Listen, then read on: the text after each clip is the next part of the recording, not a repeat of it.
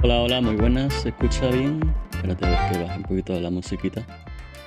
En teoría le he puesto un filtro aquí para que cuando yo hable la música se escuche bajita, pero por lo que creo ver aquí no se está cumpliendo. Así que nada, simplemente bajo la música y listo. Hago un volumen ahí que esté razonable. Un segundito voy a hacer... Es que acabo de configurar todas las escenas de este stream y no lo tengo del todo pulido al 100%. Un segundito. Vale, vale. Así yo creo que se escucha bien. Hola, hola, probando, probando. Vale, sí, sí. Silenciar sitio web. Venimos para acá. Ponemos. Vale, bueno, pues esto voy a ir rapidito porque queda bastante tiempo por delante.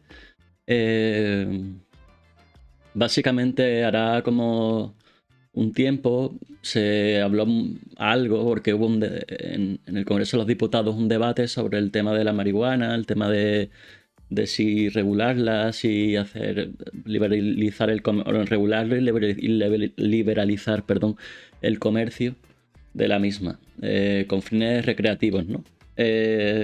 Y hace tiempo pues que llevo queriendo hacer estos tipos de streaming, no lo tenía muy claro cómo, ¿no? No tenía muy claro si hacerlo desde un punto de vista más de la salud, pero yo tampoco soy doctor ni nada que se le parezca. Entonces no me parecía tampoco que pudiese aportar ninguna razón así buena, ¿no? Tampoco soy politólogo, pero bueno, sé más de política que de medicina, por lo tanto creo que si me ciño en lo que es estrictamente la función legislativa y digamos la historia del parlamentarismo relativo a la marihuana y tal, bueno, el cannabis, ¿no? Porque no es solo, es más genérico, ¿no? Eh, Creo que podría hacer un mejor papel, ¿no? Y bueno, me he estado documentando también a raíz de un podcast que lleva un comediante de Puerto Rico que se llama Chenti Drach, que, que es muy bueno.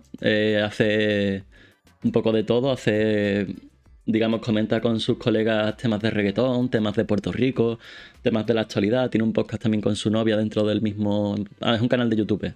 Lo que pasa es que hace un poco formato podcast. Y tiene cosas interesantes. Entre las secciones que él tiene todos los domingos una sección con un abogado dedicado al cannabis en Puerto Rico y un rapero que bueno, es conocido dentro de Puerto Rico dado que es uno de los principales activistas de la legalización del cannabis en Puerto Rico, ¿no? Y últimamente he estado viéndolo mucho y me he decidido pues más o menos a hacer lo mío propio, ¿no? No tiene nada que ver con lo que hacen ellos.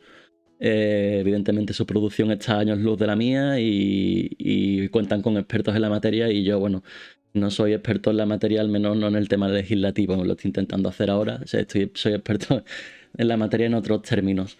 Eh, de los cuales ya se imaginarán, porque el propio hecho de exponerme de esta manera con esto, pues yo creo que, digamos, da bastantes señales de cuáles son mis preferencias en lo relativo al consumo de esta planta.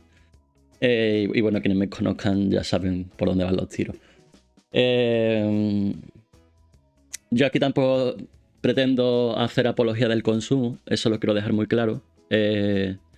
Yo soy de la opinión que no todo el mundo está hecho para ciertas cosas, igual que hay gente que no debería beber porque no sabe sobrellevar los efectos del alcohol. También considero que hay gente que no debería fumar marihuana o consumirla en alguna de sus maneras porque no, conozco casos de ellos, casos relativamente cercanos y bastante cercanos incluso, de gente que no, por una razón u otra, no sé decir las explicaciones, seguramente tendrán alguna razón médica o psicológica.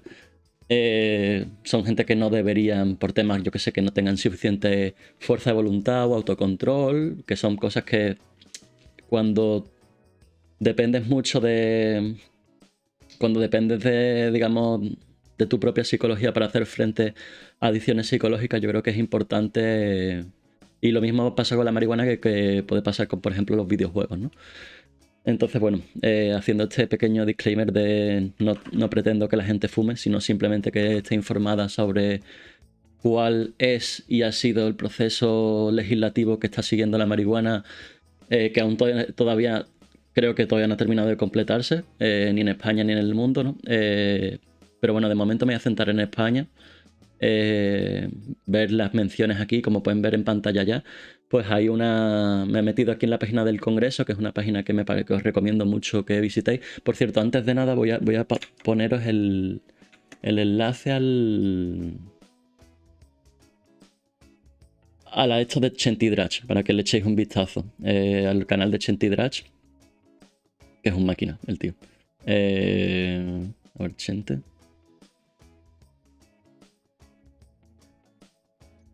Chentidrach. Os dejo la playlist en concreto de la de Dame la Verde, que es su...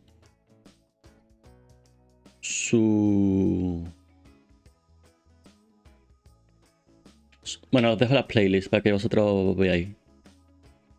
Que sois gente independiente y tal. ¿Vale? Por si os apetece. En su sección Dame la Verde hablan de muchas cosas, sobre todo en lo relativo al estatus en Puerto Rico y Estados Unidos. Ya sabéis que Puerto Rico es una colonia de Estados Unidos, entonces tiene mucha relación en cuanto a su estatus legal, ¿no? Y eso tiene que ver mucho con... Uy, perdón. El anuncio que hicieron hace poco... el senador en la mayoría de...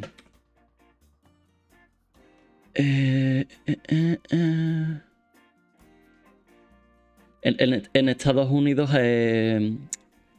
digamos, el representante de la mayoría en el Congreso de los Estados Unidos, mentira, en el Senado de los Estados Unidos, que es un demócrata, básicamente es un tío que es un activista que lleva bastante tiempo queriendo, digamos, regular el cannabis en Estados Unidos a nivel federal, porque ya como sabréis algunos, a nivel, digamos, estatal, de estado, ¿no? No de estado, digamos, del país, sino de cada uno de las subdivisiones territoriales, ¿no? De los estados, como puede ser, por ejemplo, California, ¿no?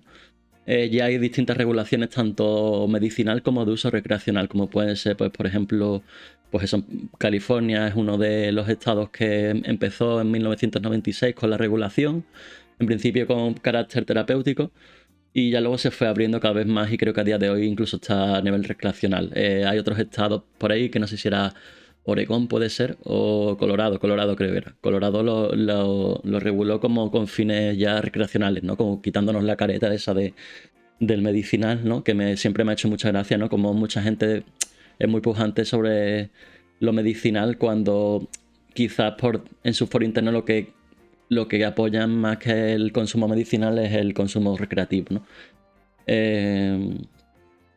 Entonces, bueno, me he dado cuenta que no tengo bien puestos los filtros estos para que no se muestre toda la pantalla.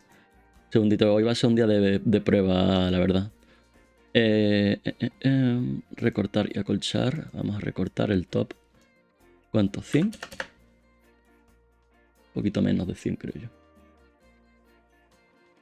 No sé si hay alguien en el chat si quiera decir algo o alguien antes de que empiece con la movida.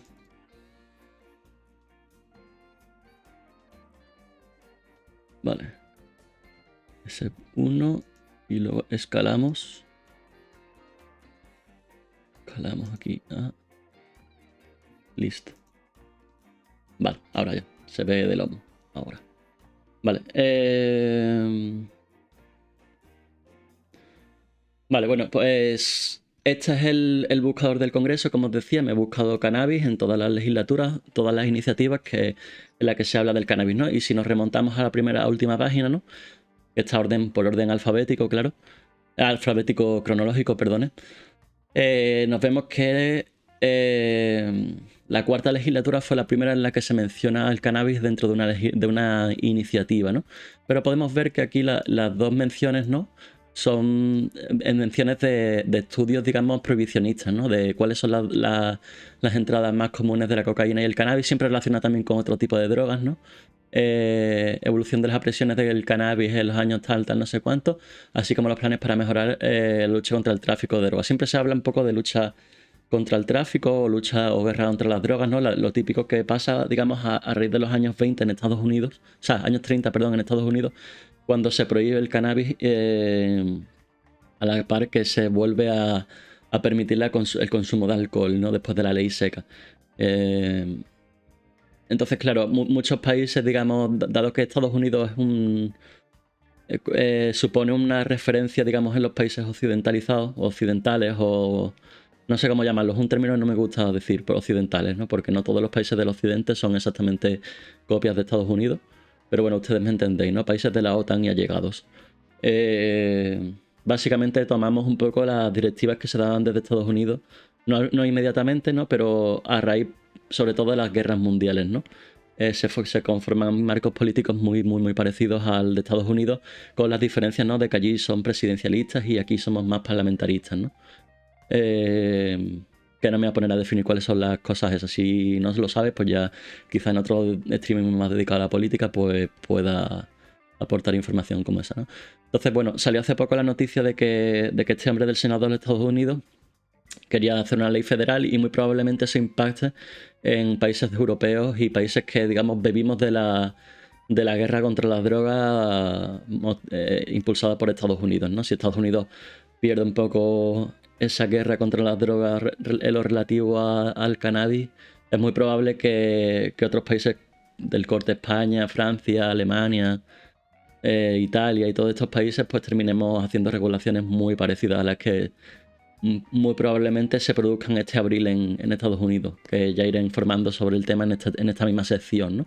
Pero bueno, vamos al parlamentarismo español. Vimos que en la cuarta legislatura solo había menciones así un poco, digamos, relativas al control del tráfico de droga y tal, ¿no?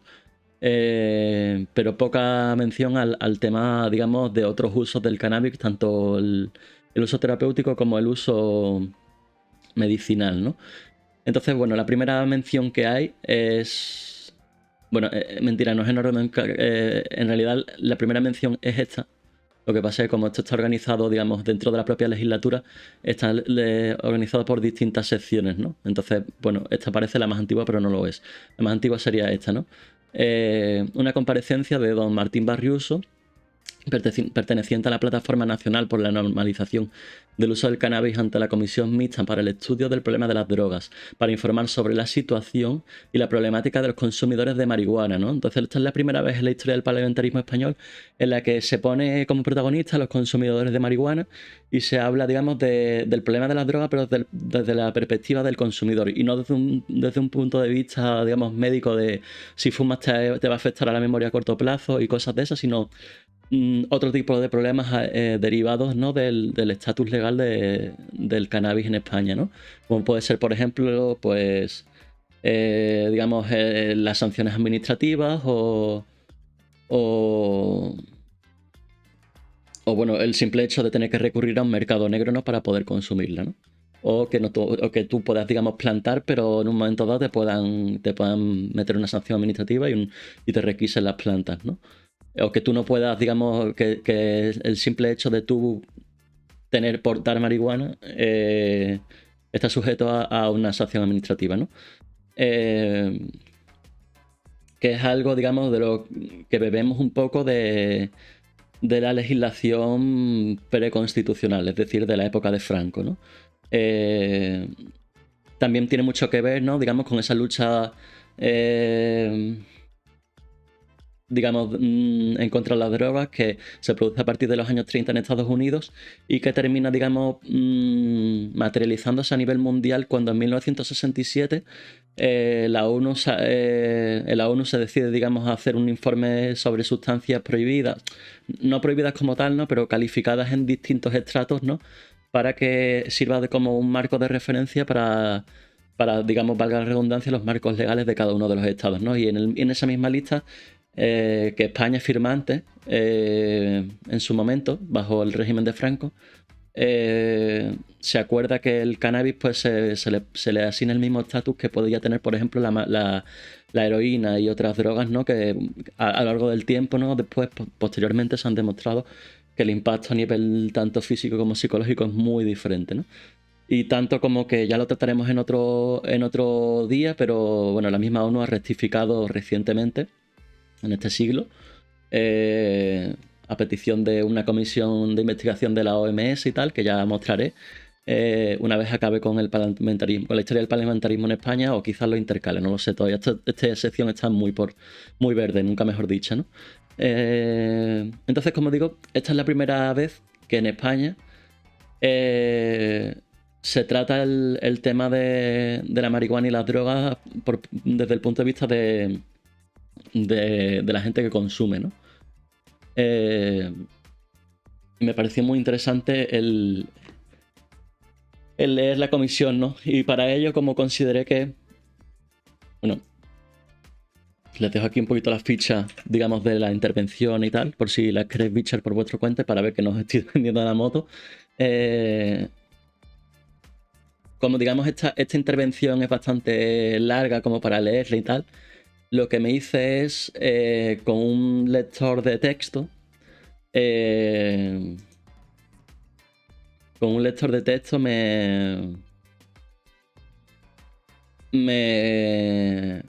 creé un vídeo. Me he creado un vídeo en mi canal de YouTube, al cual, por cierto, pues si os queréis suscribir, ahí está, es gratis.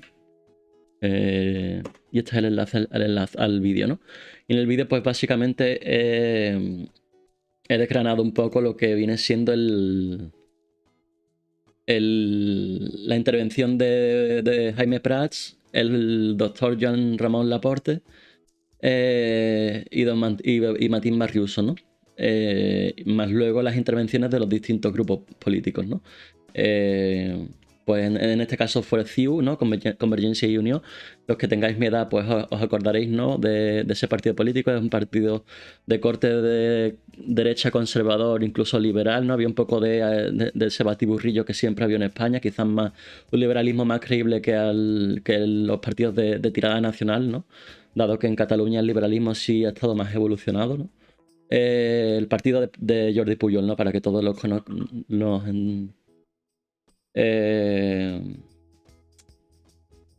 el partido de Jordi Pujol, no hay más que decir, ¿no? Que fue el propio partido que presentó, que hizo la petición para que compareciesen estas tres personas, ¿no? Entonces, bueno, sin más dilación, básicamente me voy a poner a escuchar y analizar un poco el propio vídeo, ¿no? Así que nada, lo pongo en grandecito y le doy.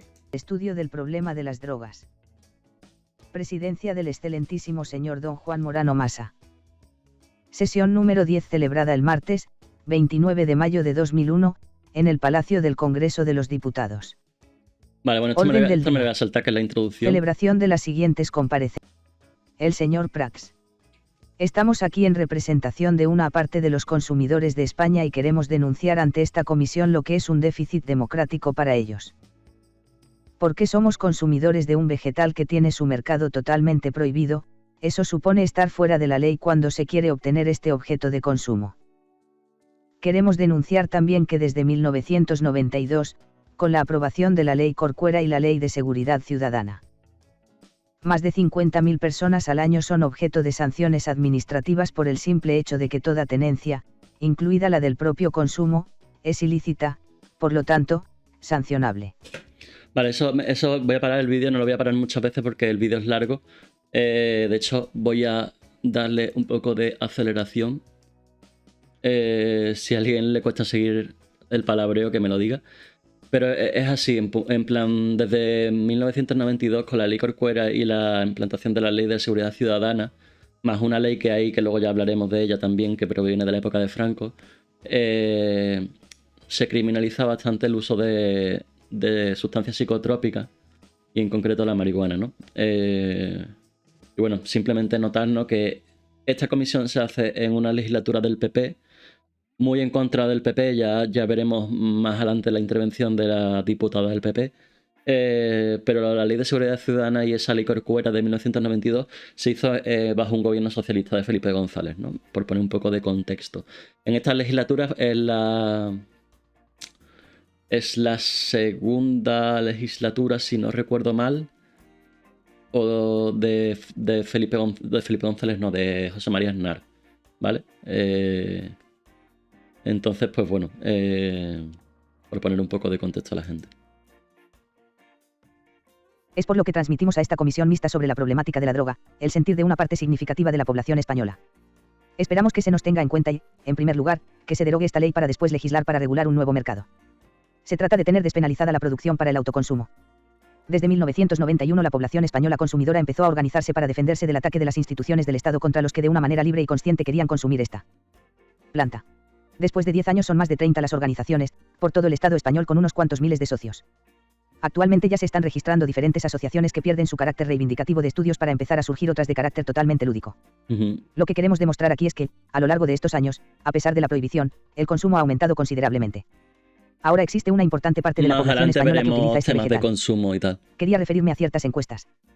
Por ejemplo, en el último informe anual de la Unión Europea sobre el problema de la drogodependencia del año 2000 se recoge que el 40% del grupo de 18 años ha probado el cannabis alguna vez. Eso es en esa época, han el 25% pasado 22 años entre los 15 y 16 años. Ese mismo estudio dice que el 22% de la población lo consume a lo largo de toda su vida. Por otra parte, según las encuestas del Observatorio Español sobre Drogas, el 28,5% de la población entre 14 y 16 años lo consume. Y según una encuesta de la revista Cáñamo se pudo apreciar que el 15,3% de la población lo ha probado alguna vez. El 34% de los 18 a 19 años, eso contrasta mucho con que solamente un 1% de la población mayor de 60 años lo ha probado y lo que es importante, que una de cada 4 personas conoce a algún consumidor de marihuana, lo que viene a demostrar la generalización del consumo de la marihuana. Y no solamente eso, sino que se ha normalizado el consumo puesto que cada vez hay menos gente que se escandaliza por ello. La muestra está en la revista Cáñamo que circula por todos los kioscos de España, que es la revista de la cultura del cannabis. Esta gente son, por cierto, aparte de eso de la plataforma esta, este hombre en concreto, Jaime Prats, es uno de los editores de la revista Cáñamo, por eso habla de ella, ¿no? Repito que está en los kioscos, la gente la lee, la compra y no pasa absolutamente nada. Queremos remarcar aquí que la marihuana no crea alarma social, no es un problema de salud pública ni privada y se podrían poner cantidad de ejemplos. Voy a dar solamente 2. Uno es la editorial de la revista The Lancet. Un ejemplar de noviembre de 1995. La revista The Lancet es una de las principales revistas médicas que existen en el mundo y en su editorial número 8/1935 dice: fumar marihuana, aunque sea de manera habitual, no es peligroso para la salud. Es más, tiene propiedades terapéuticas que evitarían mucho gasto a la seguridad social como en el caso de las pastillas Navirone. Aparte pondríamos el ejemplo de que, nosotros, tras 20 años de consumo, nos encontramos en buenas condiciones físicas y psíquicas. No estamos enfermos ni nos ha supuesto ningún problema el utilizar este vegetal. Es más, los consumidores son gente normal y corriente, no existe ninguna marginación y su uso supone un factor de cohesión social. La única ilegalidad es recurrir a un mercado prohibido para hacerse con el referido vegetal. La reducción de gastos en prisiones y juicios sería evidente. Totalmente. Las mafias y el mercado negro se podrían subsanar con esta legalización. Totalmente. La pregunta es, ¿se debe encarcelar y perseguir a los que producen, venden o consumen cannabis? Los supuestos peligros justifican la prohibición que no consigue sus propósitos y añade males nuevos. La tendencia europea enmarca, como recogía una noticia del País hace poco, una permisividad en la mayoría de las naciones europeas con la incongruencia de tener un mercado ilegal. Solo Holanda y Suiza están por la regulación del mercado. Desde aquí pedimos encarecidamente que esta comisión solicite al gobierno que acuda a las próximas reuniones de ámbito europeo y que va a intentar coordinar la ministra de Sanidad holandesa, señora Borst, quien en la próxima primavera tiene intención de coordinar una reunión con diferentes ministros de Sanidad para ver si se puede conseguir una política justa y eficaz en Europa. No lo consigue. Diferenciándose un poco de la que ha seguido hasta ahora la política americana. Es hora de afrontar políticas pragmáticas para salir del callejón en que nos encontramos. A partir de aquí el señor Juan Ramón Laporte puede continuar. El señor presidente. Vale, esa es la intervención de uno de los editores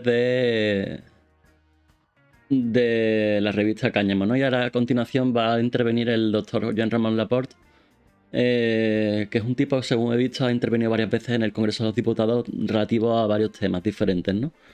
Pero bueno, él mismo se va a presentar ahora. Es un tío que, bueno, tiene su currículum. En segundo lugar, don Martín Barriuso tiene la palabra. El señor Barriuso. Sería más práctico, en mi opinión, la introducción sobre las propiedades de la planta por parte del profesor. El señor presidente. Entonces don Joan Ramón Laporte tiene la palabra. El señor Laporte. El que les habla es catedrático de farmacología en la Universidad Autónoma de Barcelona. Soy jefe del servicio de farmacología clínica en el Hospital Vall d'Hebron, soy miembro del cuadro de expertos de la Organización Mundial de la Salud en evaluación de medicamentos y drogas. Soy director de un centro colaborador de la OMS en farmacoepidemiología en la Universidad Autónoma de Barcelona y autor de más de 600 trabajos originales de investigación en el campo de la básicamente. farmacología.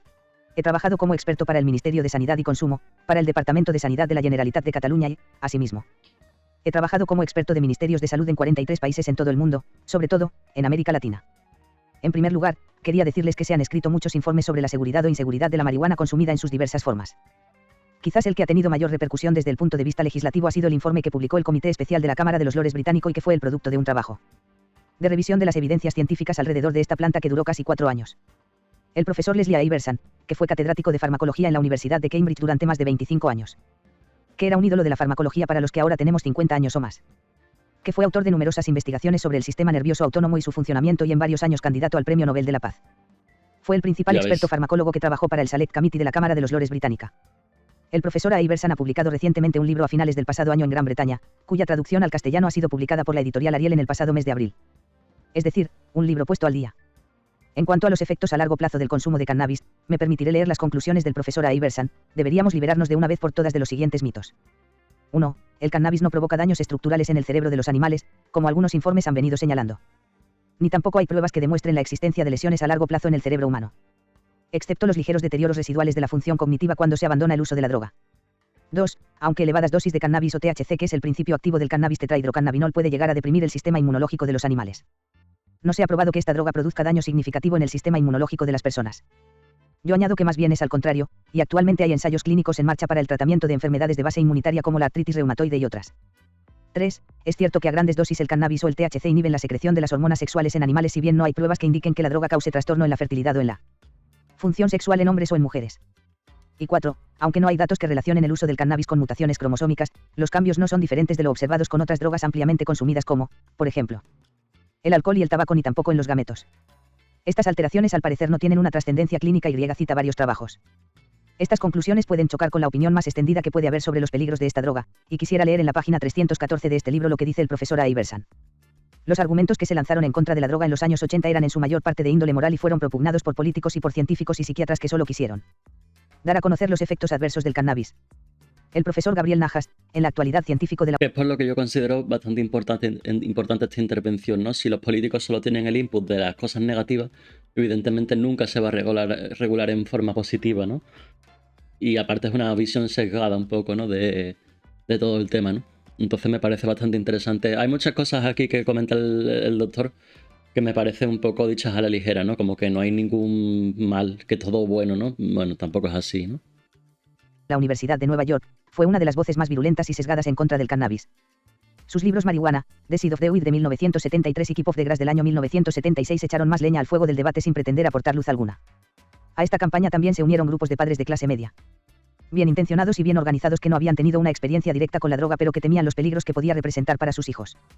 Uno de los problemas que se ha aducido en contra del uso del cannabis o de la normalización del uso del cannabis ha sido la posibilidad de que esta droga produzca dependencia, es decir, la necesidad de proseguir su consumo si no se dispone de ella o no se consume. El profesor A. Iverson cita el informe del Institute of Medicine, conocido generalmente como el informe IOM de la Academia Nacional de Ciencias de Estados Unidos. Organismo que reúne a todas las entidades científicas de los Estados Unidos y que fue encargado por la Casa Blanca a la Academia de Ciencias de los Estados Unidos. Y dice, el informe del Institute of Medicine de 1999 señaló que el 9% de los que alguna vez habían probado el cannabis se volvieron dependientes. Definido según los criterios establecidos por lo que se denomina el DSM-4. Cifra que contrasta con los riesgos de dependencia generados por el tabaco, 32%, la heroína, 23%, la cocaína, 17%, y el alcohol, 15%. Quisiera también comentarles otro tipo de preocupación que también aborda el profesor A. Iverson en su libro, que es el de cannabis como posible puerta de entrada para el uso de otras drogas. Dice el profesor A. Iverson en sus conclusiones. De este modo, la mayoría de los autores que han analizado esta cuestión, estima que es improbable que exista una relación de causalidad entre el uso de cannabis y el uso de otras drogas. Compara la secuencia que se puede observar en algunos usuarios de heroína y cocaína con la secuencia que, por ejemplo, existe en Gran Bretaña entre el uso de la bicicleta y el uso de la motocicleta. En Gran Bretaña no hay tantos aficionados al uso de la motocicleta como en España. Es una actividad más bien minoritaria que solo alcanza al 10% de la población. El 80% de los que usan motocicleta en Gran Bretaña han montado antes en bicicleta, pero la mayoría de los que montan en bicicleta no usan posteriormente motocicleta. Las conclusiones generales del profesor A. Iverson en su informe son las siguientes. Con un punto de vista cínico podríamos afirmar que el método que siguen las administraciones públicas para evitar entrar en el debate sobre el cannabis o para adoptar cualquier tipo de medida o resolución es remitirse a las investigaciones de expertos. Ya ha habido investigaciones especializadas en todas partes del mundo y en casi todas ellas se ha llegado a la conclusión de que el cannabis es, sorprendentemente, una droga segura. Por lo que muchos han recomendado que se permita su uso limitado en la medicina hasta que se cuente con los minuciosos estudios clínicos que se necesitan para aprobar con todas las garantías los medicamentos preparados con cannabis siguiendo los procedimientos habituales. Aunque ninguna de las investigaciones llevadas a cabo ha servido para introducir cambios importantes en la legislación vigente, algunas de ellas son dignas de ser analizadas. Quizás, una última reproducción del informe o del libro del profesor Iverson sería el que se refiere al estudio de los patrones de consumo. Cuando habla de los estudios epidemiológicos que se han realizado entre universitarios norteamericanos y británicos dice: no se apreció diferencia alguna entre estos grupos en las siguientes actividades que fueron las estudiadas. La nota media en la universidad, la participación en actividades deportivas, la participación en actividades sociales y la participación en actividades políticas de la universidad. Si acaso se observó una diferencia, dado que los consumidores tenían más experiencias heterosexuales. Un 86% del grupo que consumía marihuana, encuestado en 1989, confesó haber mantenido relaciones sexuales con al menos una pareja. Lo que contrasta con los no consumidores que solo llegaban a un 52%. Nos encontramos actualmente con una dificultad respecto a la regulación de la marihuana y de su consumo, tanto para usos recreativos como para usos terapéuticos. En lo que se refiere a los usos terapéuticos, ustedes sabrán que el Parlamento de Cataluña adoptó hace pocas semanas, por unanimidad, una resolución solicitando la despenalización del uso terapéutico del cannabis y sus derivados y que el Ministerio de Sanidad, a través de su Dirección General de Farmacia y de su Servicio de Medicamentos Extranjeros, ha importado un derivado del THC, la nabilona, que es un medicamento británico, para su uso en pacientes en los que esté indicado, sobre todo pacientes oncológicos. Por lo que se refiere al uso recreativo, quisiera insistir en las conclusiones del informe del profesor Iverson. La dependencia producida por la marihuana es real, como la de cualquier droga. Es de un índice parecido, aunque no lo cita el profesor Iverson, al que puede producir la cafeína.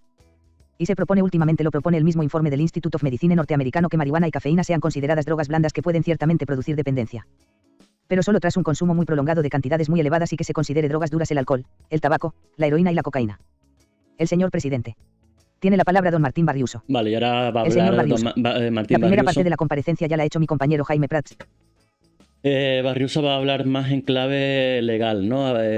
Jaime Prats ha hablado más del tema, digamos, Jaime Prats ha hablado un poco, digamos, más en tono introductorio. Jean Ramón Laporte ha hablado más de un tema médico y Barriuso ahora va a hablar de un tema más bien legal, relativo a la criminalidad, al estatus de criminalidad que supone, ¿no?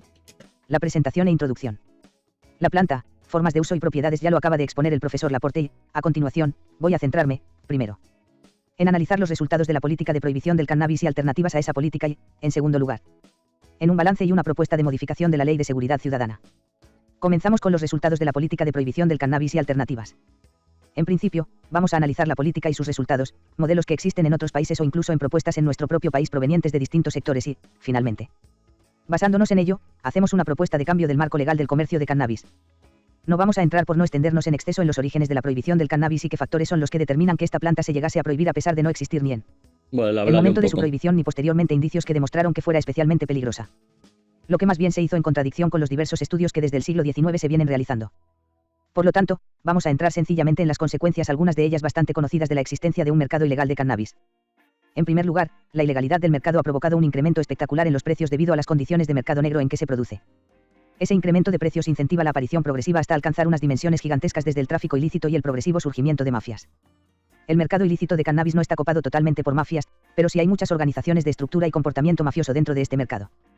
Otra consecuencia clara y conocida, que también afecta al caso del cannabis, es el de la adulteración por falta de control sanitario. Para que nos hagamos una idea, nuestra asociación ha estado realizando... Yo vivo en el sur, ¿no? Y es muy común aquí entre la gente que consume cannabis y tal, y derivados, que consuman lo que le llaman aquí polen, ¿no? El hachís, el hash, ¿no? Y a mí es una cosa que nunca me ha gustado por el hecho eso de que nunca sabes muy bien qué es lo que estás fumándote, ¿no? O consumiendo, ¿no? Entonces es una cosa que siempre me ha dado bastante respeto, pues eso, de cara a que, bueno, no sé de dónde viene, ni que si la han adulterado y si la han adulterado con qué, ¿no? Siempre me ha parecido bastante asqueroso, la verdad. En lo que es la flor en concreto ya es más complicado una adulteración, ¿no? Pero a día de hoy todavía mucha gente, y pese que, digamos, el acceso a lo que es la flor ahora es mucho más accesible en comparación con lo que era antes. Antes hablo hace 10 o 20 años, ¿no? En la que quizás era más fácil el consumo de hachís, dado que gran parte de la marihuana que se consumía, de los cannabinoides, del cannabis que se consumía en España era el que venía de Marruecos, ¿no? No había una especie, había muy poca producción nacional, ¿no? de cannabis, ¿no? Que a día de hoy ya es una realidad, lo que pasa que en las sombras, ¿no?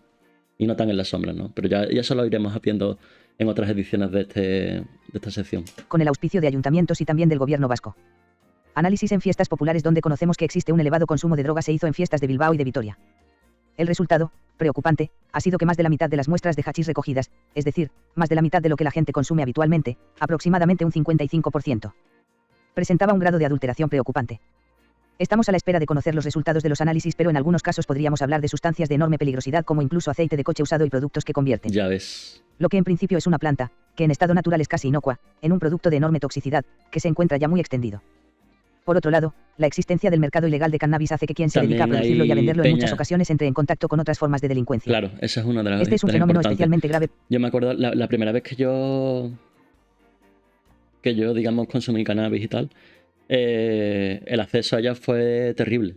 Fue terrible porque por aquellos entonces no existía la estructura de asociaciones y bueno, quizás no estaba tan metido en el mundo como para conocer gente que cultivase y tener unas fuentes, digamos, más fiables de marihuana y tal.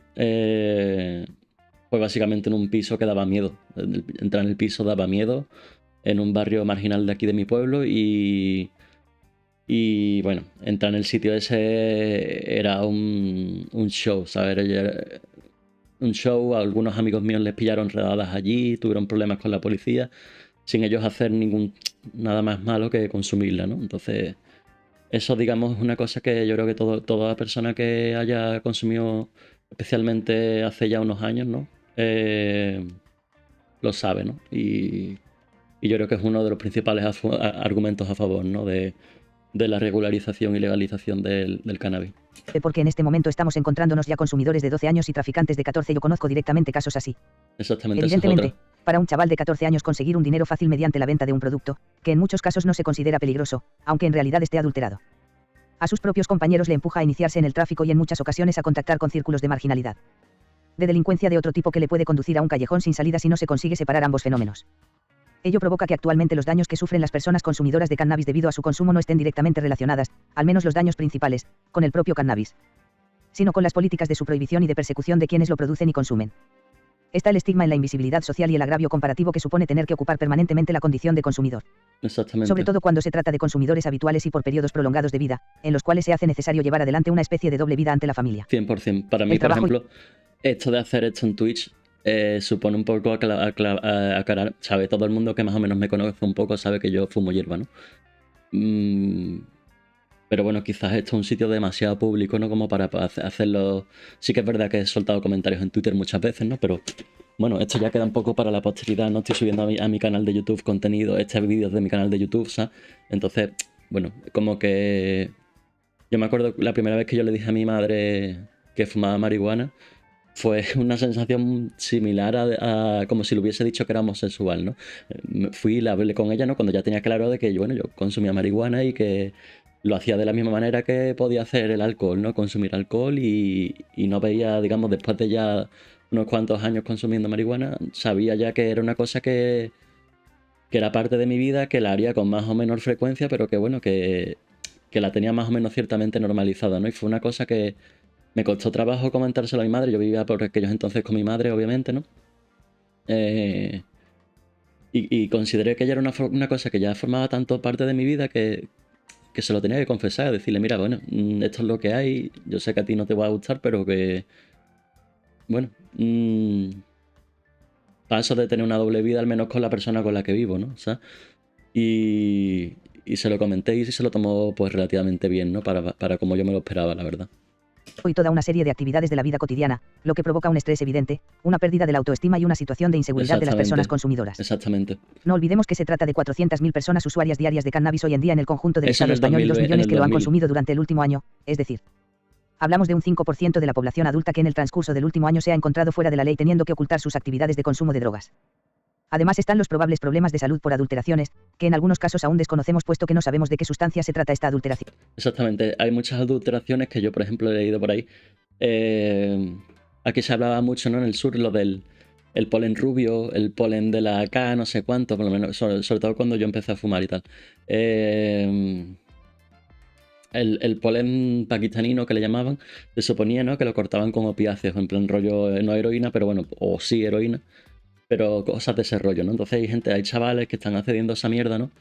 y sin saber qué es lo que tiene y posiblemente teniendo unos efectos a nivel médico y psicológico mucho más gordos de los que tendrían si hubiese un mercado regulado, ¿no? De lo que es pues esta droga, ¿no? Por otra parte, no debemos desdeñar el daño que representa la represión. Es como, por ejemplo, ¿no? El tema de los yanquis, esos que destilan su propio alcohol y se quedan ciegos porque no hay ninguna regulación sanitaria, ¿no? Pues tú imagínate que el alcohol fuese ilegal aquí y toda la peña que consume ese alcohol lo hiciese mediante las destilaciones caseras, ¿no? Pues imagínate la de consecuencias sanitarias que conllevaría eso. Si ya el alcohol supone un problema importante desde el punto de vista sanitario, imagínate si no estuviese regulado y se hiciese todo a lo pachanguero, ¿no? Pues 3/4 de lo mismo con esto, solo que de por sí la planta pues es más inocua que el destilado del alcohol, ¿no? O el fermentado, ¿no? Ni persecución directa contra las personas consumidoras en forma de incautaciones. El que le incauten a alguien una sustancia de buena calidad le puede empujar a comprar una sustancia de peor calidad y mayor riesgo para la salud. En el caso de las personas enfermas que siguen sin tener reconocida la tenencia lícita para su uso terapéutico pueden quedarse sin lo que de hecho es su medicina de uso diario y, por lo tanto, existe un perjuicio sanitario claro. También están las multas por aplicación de la Ley Orgánica sobre Protección de Seguridad Ciudadana a la que me referiré más adelante en detalle. Como decíamos, el año pasado solamente los expedientes sancionadores iniciados por denuncias de fuerzas y cuerpos de seguridad del Estado, sin incluir policías locales y autonómicas con competencias en la materia, supusieron 59.000 sanciones, que a una media de entre 50.000 y 100.000 pesetas suponen miles de millones de pesetas, cuyo pago recae mayoritariamente sobre jóvenes consumidores de cannabis de escasos recursos y supone de hecho una carga en ocasiones que además se debe ocultar a la familia para no recibir castigos extra por otras vías. Continúan las detenciones, incluso las condenas a prisión por autocultivo o tráfico a muy pequeña escala dirigido evidentemente al propio consumo. Aparte de las multas y cierres de locales, multas que suelen rondar en muchos casos el 1.000.000 de pesetas por lo que se llama tolerancia al consumo, es decir, cuando en un local se consume cannabis o cualquier otra sustancia. Esta es muy importante también. Si tú, por ejemplo, como dueño de un bar, yo he estado, por ejemplo, aquí en mi pueblo, ¿no? Que es Dos Hermanas, he estado en bares en los que te permitían, digamos, en patios interiores o hacia la vista gorda, ¿no? Si tú te fumabas un porro, ¿no? Eso es encomiable, ¿no? Entre comillas, ¿no? Desde el punto de vista, claro, de un consumidor, ¿no? Desde el punto de vista de alguien que está en contra, no es para nada encomiable, ¿no? Sino todo lo contrario. Dado que me está proporcionando un sitio en el que yo puedo consumir más o menos libremente, sin embargo, si la policía entra, no solo me juego yo la multa, sino el propio dueño del bar que me ha permitido a mí consumir, ¿no? Entonces esto supone que esta ley supone que se convierta a los propietarios de negocios en policías, ¿no? Les da una especie de función policial de facto, bueno, de facto no, de jure, que es muy turbia, ¿no? Es como, digamos, una medida incluso de un estado militarista, ¿no? Por así decirlo, un estado policial en el que pues una persona así que tenga un negocio esté obligada a llamar a la policía porque tal, pues bueno, en fin. Evidentemente, si ahí le pega un tiro a otro, pues también evidentemente va... Pero, no sé, es como... Ya lo cual representa también un daño para trabajadores de la hostelería que tienen que estar realizando tareas de vigilancia. Eso me refiero. Por último, se producen accidentes debido al consumo mal informado. Es decir, la permanencia del cannabis en un circuito ilegal provoca una escasez de información que lleva a que se den con mayor facilidad también combinaciones con otras drogas totalmente inadecuadas.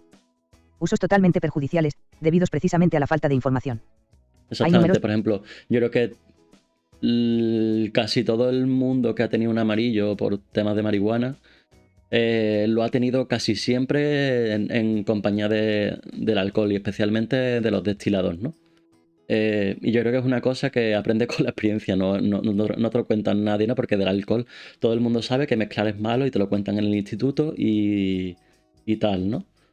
Pero que tú tengas que tener cuidado si te fumas un porro de beberte un cubata también es una cosa que te enseña la calle, ¿no? Entre comillas, ¿no?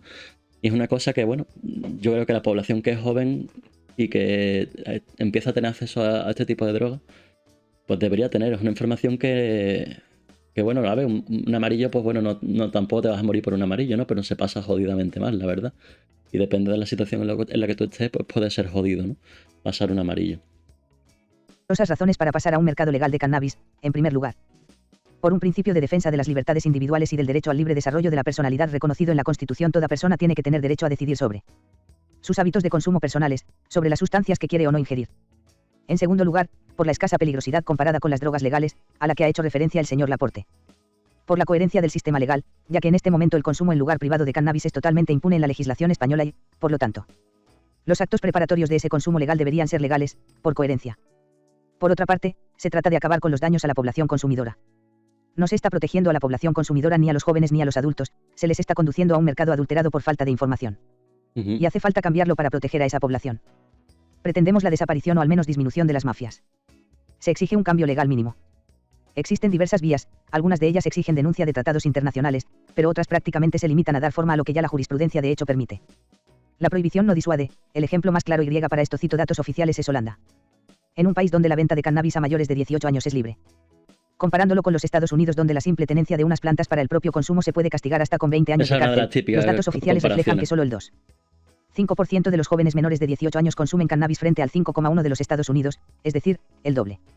Lo que significa que una política represiva no disuade del consumo sino que hace que se produzca en peores condiciones. El cambio es inevitable, estamos hablando de un fenómeno social creciente. Esto desde un punto de vista estadístico tampoco tiene mucho sentido. O sea, que exista un ejemplo no significa que no haya contraejemplos, ¿no? Habría que ver, por ejemplo, cuáles son las cifras de consumo en Uruguay, por ejemplo, también, ¿no? Para tener un poco de contraste de hipótesis y tal, ¿no? Pero bueno. De un fenómeno que se está normalizando a marchas forzadas entre los jóvenes y es hora de asumir con realismo que está alcanzando una masa social. Una masa crítica que obliga a tomar medidas de una vez sin postergar eternamente el debate. Además, pensamos que permitir la creación de una economía del cannabis con la consiguiente creación de empleo, recaudación de impuestos, ahorro en gastos en persecución de una serie de conductas. Solamente supone beneficios en cuanto a los modelos ya he mencionado el holandés que se basa en la venta libre en lugares. O sea, no solo te ahorras el gasto en que los policías estén quitándole los porros a los chavales, básicamente, porque eso cuesta un dinero. A esos policías se les paga un sueldo al final de mes y podían estar dedicándose a digamos, perseguir otros crímenes, ¿no? No solo el gasto, digamos, que se dedica a la lucha contra la droga, sino también los posibles beneficios en cuanto a la comercialización, ¿no? El que tú puedas, digamos, cobrar impuestos por la venta de un comercio que se está produciendo ya de manera pues bastante común dentro de lo que es España, ¿no? Y bueno, pues es unos impuestos que nos estamos perdiendo ahí y que ahora mismo, pues en el marco de la crisis económica que todavía no hemos terminado de dejar, yo creo que vendrían bastante bien y se podrían aliviar impuestos desde otro lado, dado que la recaudación pues aumentaría, ¿no? Y evidentemente esto tributaría al 21, ¿no? Y quizás pues le pondrían algún impuesto, ¿no? Como tiene el tabaco y el alcohol asociados, ¿no? Por lo cual la recaudación en España, siendo un país además muy turístico, me atrevo a decir, ¿no? Que si se regulase sería brutal, ¿no? Ya en otras ediciones de esta sección me dedicaré a eso, ¿no? Al análisis, digamos, de cómo impactaría económicamente en nuestro país si se regulase el cannabis, ¿no? Autorizados. Sus puntos fuertes y en ello ha insistido en numerosas ocasiones el gobierno holandés durante los 25 años que esta experiencia se ha llevado a cabo son: ha separado el mercado de cannabis del de otras sustancias y lo ha separado totalmente del mercado negro. Ha habido una mejora enorme en la calidad de la planta, del hachís y de la marihuana que se venden. Porque una de las cosas que se achacan a la marihuana es que es una droga puente, ¿no? De que tú empiezas fumando porro y luego ya, pues, yo qué sé, te pruebas las setas o pruebas no sé qué. Eso puede ser verdad o no puede ser verdad, ¿no? El ejemplo antes que han dado antes de las motos, que era una mierda de ejemplo, pero bueno, sí es verdad que si vas a consumir marihuana, solo puedes consumir, digamos, donde vas a obtenerla, solo puedes comprar marihuana, pues no vas a tener tanta facilidad de caer en otras drogas como si tú vas a un sitio, a un piso donde están vendiendo ilegalmente de todo y tú en teoría tienes acceso a todo, ¿no? Si mientras lo pagues, evidentemente, ¿no? Pues claro, eso cambia un poco el paradigma, no, digamos, no es un argumento muy de peso, ¿no? Pero es un argumento a favor, ¿no? De la regularización. Y más teniendo en cuenta que no tiene el mismo nivel de toxicidad con respecto a otras drogas como puede ser, por ejemplo, la cocaína, ¿no? Que es otra de las drogas muy comunes en España. Yo siempre estoy hablando de España, no sé si hay alguien de LATAM, hasta ahora lo dudo, pero bueno. En Holanda no ha habido un aumento de consumo. En todo caso, el consumo es más responsable e informado y hay una mejora en la calidad de vida de los consumidores en todos los aspectos a los que me refería antes. El punto débil, lo que ha provocado las presiones sobre el gobierno holandés, es el turismo de consumidores puesto que se permite la venta a personas no residentes. Lo que ha motivado que Holanda reciba presiones. A pesar de ello, Holanda sigue pensando que su política es positiva y no tiene ningún interés en enmendarla. Suiza está poniendo ahora en marcha un modelo parecido de venta libre en lugares autorizados, pero solo para residentes, que pretende evitar precisamente los problemas del modelo holandés. Por otra parte, tendríamos el modelo de dispensación en circuito cerrado. De hecho, ya existen informes, dictámenes jurídicos aquí, elaborados en alguna autonomía.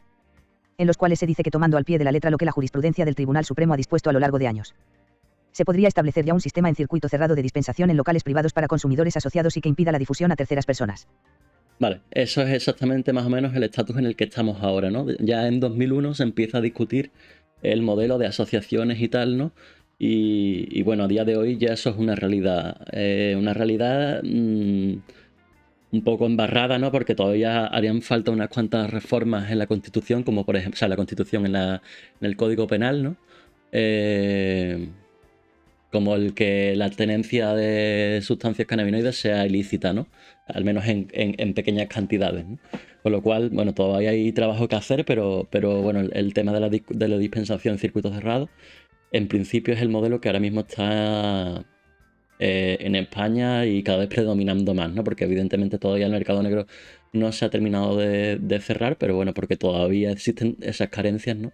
En cuanto a lo que vienen siendo pues el estatus legal de las propias asociaciones, las posibilidades, consecuencias penales que pueden tener los dueños de esas asociaciones, aun yendo, digamos, por el camino correcto.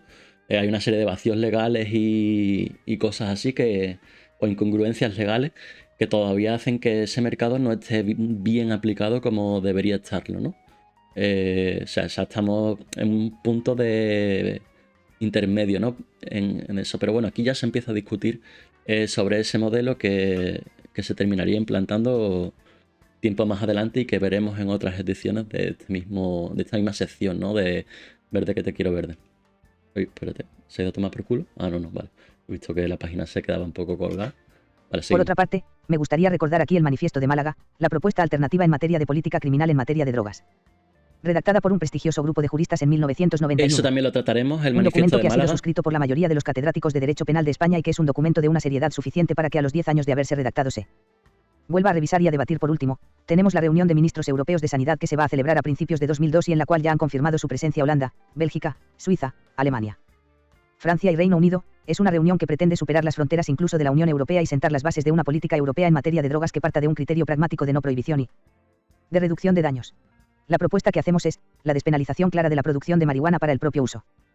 La creación... Un segundito. No voy a tratar hoy lo del Manifiesto de Málaga, pero se los dejo aquí, ya que trata el tema de las drogas desde una perspectiva diferente, ¿no? O sea, una perspectiva me refiero a más bien a despenalización y tal, ¿no? Bueno, por si tienen interés, ahí se los dejo, porque evidentemente voy a tardar bastante en tratar ese asunto, aunque lo quiera tratar. De un mercado legal de cannabis, para lo cual debería abrirse un debate para buscar una fórmula adecuada a nuestro caso basándose en los modelos existentes y en nuestra propia realidad. Y la participación en la elaboración de una política europea de drogas independiente, justa y eficaz. A continuación voy a hacer un balance y una propuesta de modificación de la Ley de Seguridad Ciudadana. El apartado anterior se refiere a la legislación penal, fundamentalmente al artículo 368 y siguientes del Código Penal vigente. Ahora nos referimos a la Ley Orgánica 1/1992 para de protección de la seguridad ciudadana. Vamos a hablar de antecedentes y objetivos de la ley, disfunciones que observamos, la forma en la que se está aplicando, el balance de la ley y nuestra propuesta de reforma. Venga, dale. La Ley Orgánica de Protección de la Seguridad Ciudadana se gesta en 1991, aunque se aprueba ya en el año 1992 en un contexto en el que se crea el concepto de inseguridad ciudadana. El concepto de inseguridad ciudadana. Esta es, digamos, la Ley de Seguridad Ciudadana, esta que se plantea en 1992, es la que luego termina reformando el Partido Popular y se le llama la Ley Mordaza, ¿no? Que la actualmente conocida como Ley Mordaza.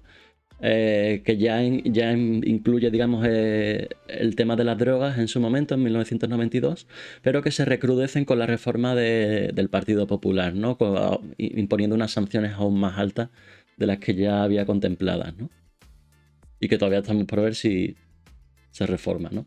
Pero bueno. Aquí ya luego veréis que en las intervenciones de los grupos todo el mundo está a favor de la marihuana hasta que llega el momento en el que hay que votar y materializar todo ese apoyo y los apoyos se van diluyendo. Pero bueno, en fin, la hipocresía, ¿no? Ciudadana aparece ligado a la alarma social generada en torno a la delincuencia callejera y al tráfico en pequeña escala, especialmente de opiáceos, que se estaba dando en aquel momento en España. Frente a este fenómeno comienzan a aparecer las patrullas ciudadanas y comienzan las reglamentaciones de ayuntamientos para frenar el consumo y la tenencia en lugares públicos que, finalmente, se acabaría convirtiendo en ley orgánica. Además, existía una alarma creciente ante la extensión del VIH que en aquel momento se creía que se podía transmitir a través del contacto o del pinchazo casual con jeringuillas abandonadas. Hoy en día sabemos que no es así. Por lo tanto, los objetivos que se declaraban en aquel momento, a la hora de impedir la tenencia y el consumo en lugares públicos por parte de la Ley Orgánica de Protección de la Seguridad Ciudadana, son: dificultar que los traficantes se camuflaran como consumidores, impedir el abandono de jeringuillas en lugares públicos, acabar con el consumo de drogas inyectadas o inhaladas en lugares públicos que en algunos casos se daba de manera ostentosa y en lugares problemáticos y, finalmente, facilitar la rehabilitación a los consumidores adictos.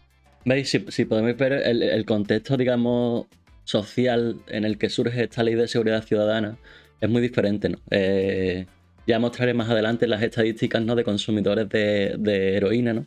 Pero claro, en 1991, que es cuando se gesta esta ley, justo previo a dos eventos muy importantes en España, como fueron la Expo del 92 en Sevilla y los Juegos Olímpicos de Barcelona, ¿no?, en la que se trató de hacer una limpia en todo Sevilla, ¿no?, en Sevilla y Barcelona, ¿no?, y en general en España, ¿no?, en barrios como pueden ser, por ejemplo, Chueca en Madrid, ¿no?, o la Alameda en Sevilla, ¿no?, por ejemplo.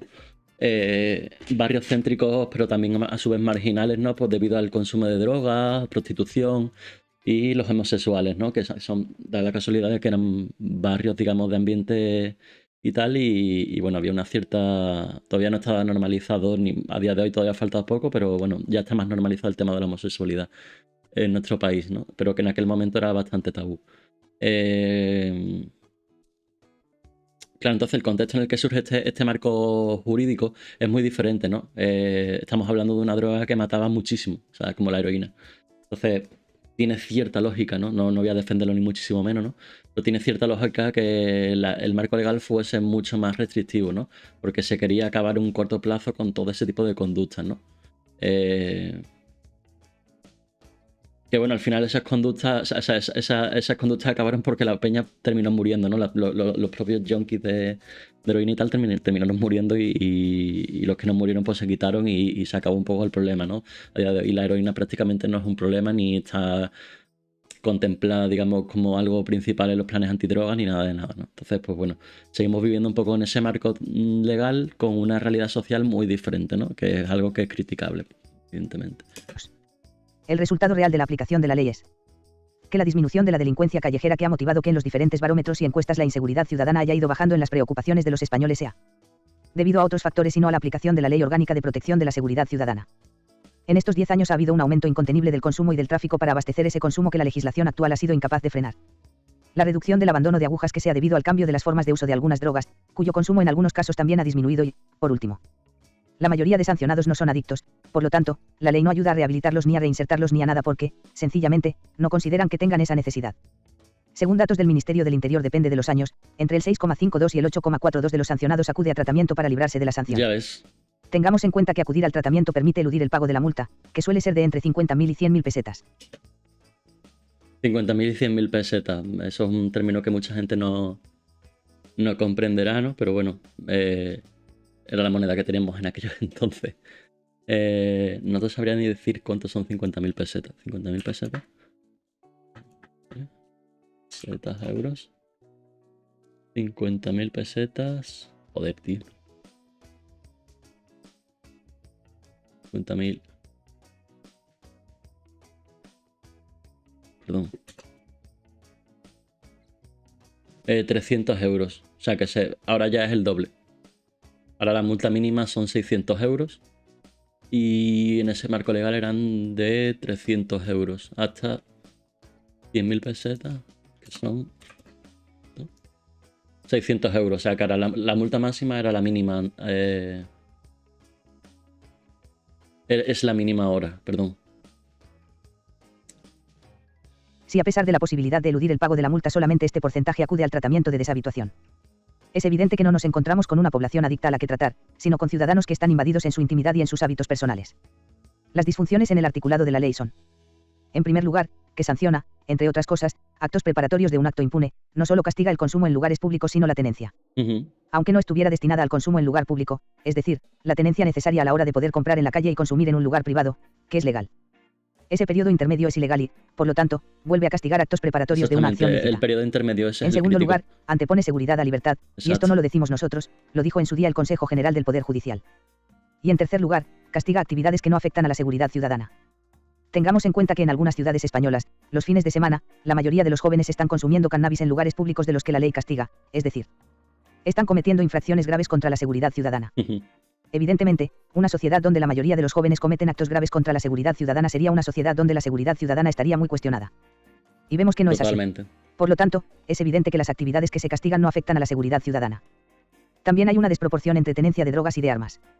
En estos momentos Eso es una es muy infracción fuerte. leve amenazar a otras personas blandiendo armas contundentes o punzantes y, sin embargo, es una infracción grave tener un trozo de hachís en un bolsillo para fumarlo en casa. Creemos que esto es desproporcionado y absurdo. Bueno, Por se ha otra cambiado parte, un poco. se apoya en la Eso Ley era el marco legal de aquel entonces. 17/1967, sobre estupefacientes, que es una ley que prácticamente está derogada por falta de uso. Numerosos artículos no se han llegado a aplicar nunca desde su aprobación en el año 1967 y, además, es Esta una es norma lo que- preconstitucional lo que y, has por hablado último, de... obliga a los trabajadores de hostelería a realizar tareas policiales, tal y como decíamos con anterioridad.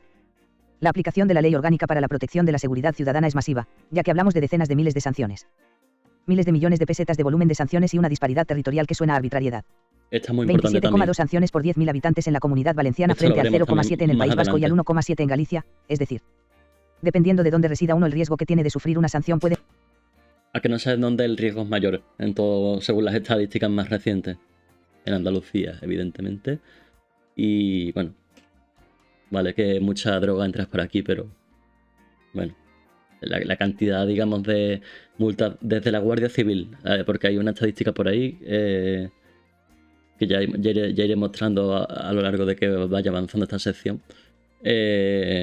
La cantidad, digamos, de multas, incautaciones que se producen en Andalucía son brutales, en comparación con otros territorios de España. de multiplicarse casi hasta por 50. Por otra parte, hay una aplicación abusiva. Como han dicho ya tribunales superiores de justicia en algunas comunidades autónomas donde los procesos sancionadores han llegado al contencioso administrativo. Han concluido que se está haciendo un uso sistemático de los controles de carretera. Un uso sistemático e injustificado de los cacheos y de las identificaciones personales que buscan no lo que dice la ley, que es identificar a los autores de delitos que causan grave alarma social, sino castigar a las personas consumidoras. Por último, la inmensa mayoría de usuarios son usuarios de cannabis y lo que se pretendía perseguir eran determinados consumos de opiáceos. En cuanto a la Totalmente. rehabilitación para eludir la sanción, la información es escasa. Muchos consumidores no llegan a enterarse, A mí, por ejemplo, me han pillado varias veces con marihuana, tanto la Policía Nacional como la Guardia Civil, y nunca me han mencionado temas de rehabilitación ni de nada. Te quitan primero te quitan la marihuana y en el peor de los casos te hacen firmar un papel. Básicamente, en el mejor de los casos se la quedan y nunca más se supo.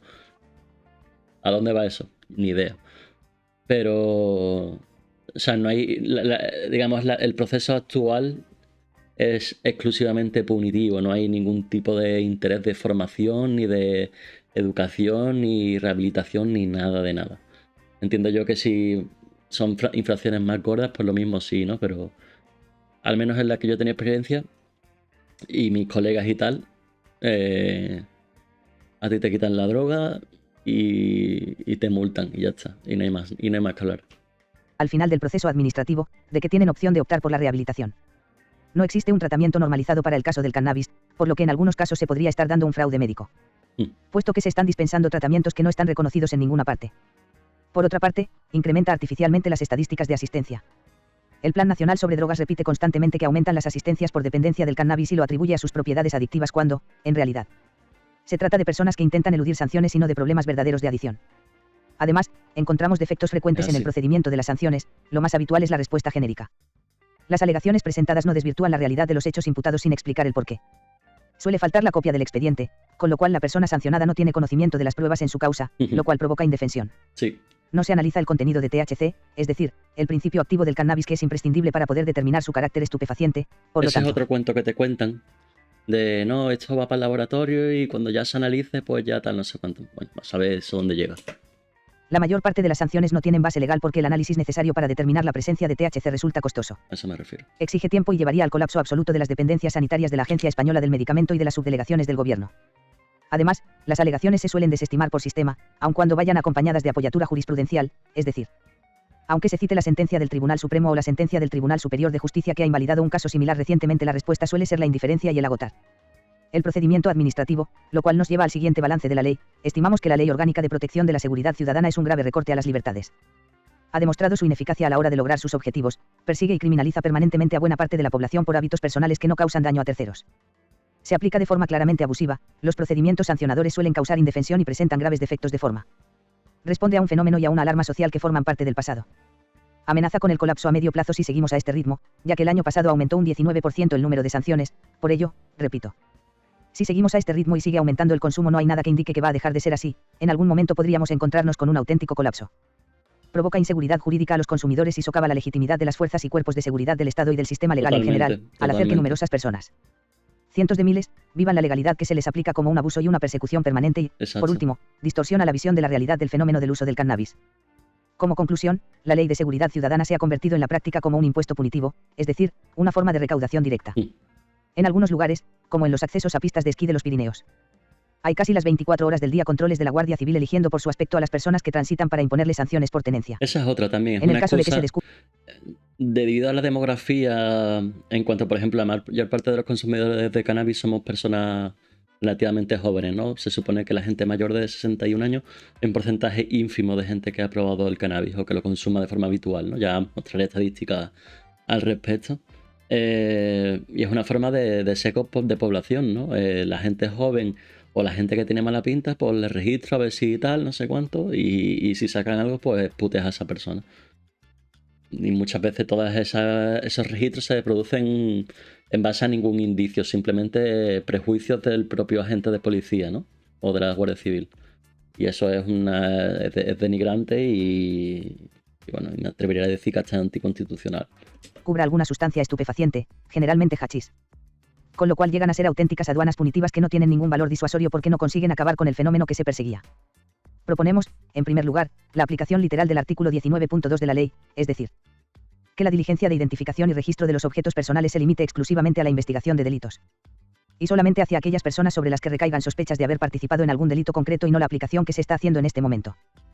Pensamos que ello es bien sencillo, ya que la norma necesaria para que esto sea así es una circular a las fuerzas y cuerpos de seguridad del Estado para que su actuación diaria se ciña a lo que dicta la ley que, por cierto, habla de registros superficiales y no de lo que se suele hacer en estos momentos, que es un registro exhaustivo de todas las pertenencias, bolsillos, etc. En segundo lugar, la derogación del artículo 23H, que es el que castiga la tolerancia al consumo en establecimientos públicos o la falta de diligencia en orden a impedirlo. La derogación del artículo 25, que es el que castiga la tenencia y el consumo en lugares públicos y, por último, la derogación de la Ley 17/1967, sobre estupefacientes, a la que antes hemos hecho alusión, por entender que está derogada por la falta de uso, que pertenece a un marco legal superado y que no sirve como apoyatura para la ley o, al menos, sino la derogación de la ley completa, si la desaparición de la consideración de la tenencia como ilícita. El señor presidente. Muchas gracias, don Martín. Vale, bueno, pues lo voy a dejar aquí y para otro día voy a analizar el resto del vídeo, que son las intervenciones de los distintos grupos políticos, ¿no? De Convergencia y Unión, Izquierda Unida, PNV, PSOE, Partido Popular, y de vuelta una réplica de los comparecientes, ¿no? Así que lo dejo aquí. Vuelvo a dejar el enlace del vídeo. Lo vuelvo a dejar en el chat, por si alguien quiere verlo. Y voy a ir cortando streaming. Así que nada, muchas gracias a toda la gente que está ahí o a la gente que lo vea bajo demanda. Yo, un ruso. Bueno, no sé qué es lo que quiere. Bueno, lo voy a cortar esto igualmente. Así que nada, los dejo con la carta de ajuste y que pasen una buena tarde.